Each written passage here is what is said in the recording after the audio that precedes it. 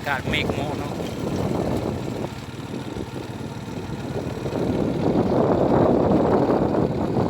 อันนี้บ้านหนองโบงอัสปอร์ตไปสวนนาเขตเนาะอยู่นี่ก็ประมาณ8 โมงกว่าเนาะแต่บรรยากาศยังมีหมอกเต็มอยู่เลย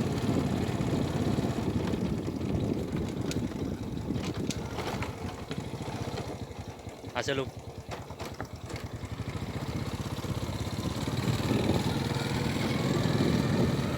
นั่นตะเวนเนาะแต่ยังบ่เห็นตะเวนยังบ่เห็นทางช่างเลยแต่บรรยากาศนี่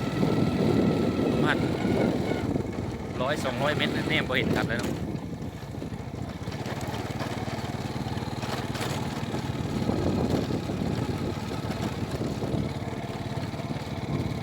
ถ้าเกิดว่าข้าพเจ้าผมเคยเห็นแบบนี้จังเถือเนาะ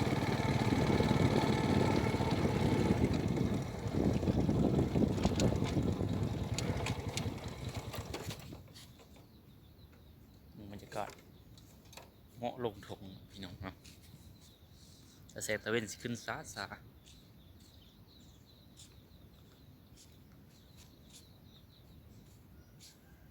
ปานอยู่ภาคเหนือของลาวเนาะอย่างแต่ยังอยู่ภาคกลาง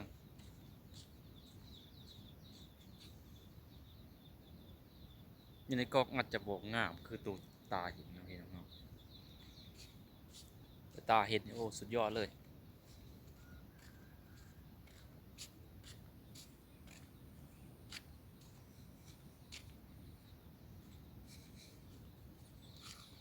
รู้สึกได้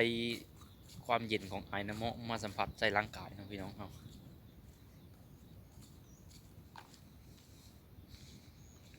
เหมือนอยู่ทำกลางหินมาตกแบบนั้นแบบเลยเย็นวูบวาบแถวแขนแถวแข้ง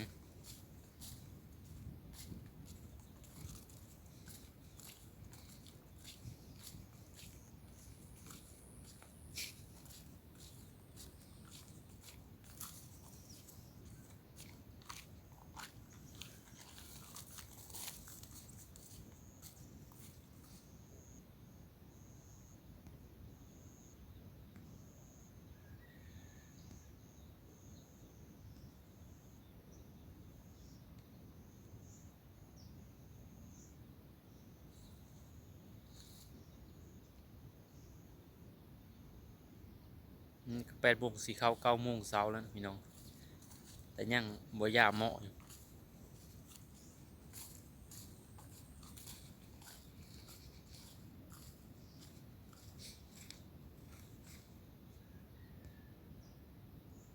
พามาเก็บมาเกาะ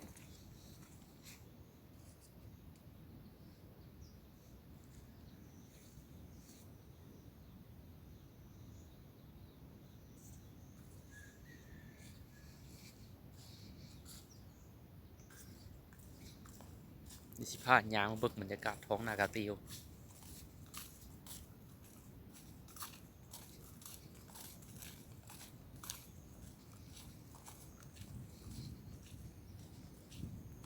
ความห่างระยะ100-200 เมตรสิเนี่ยบ่เห็นกันเลยเนาะว่าเหมาะ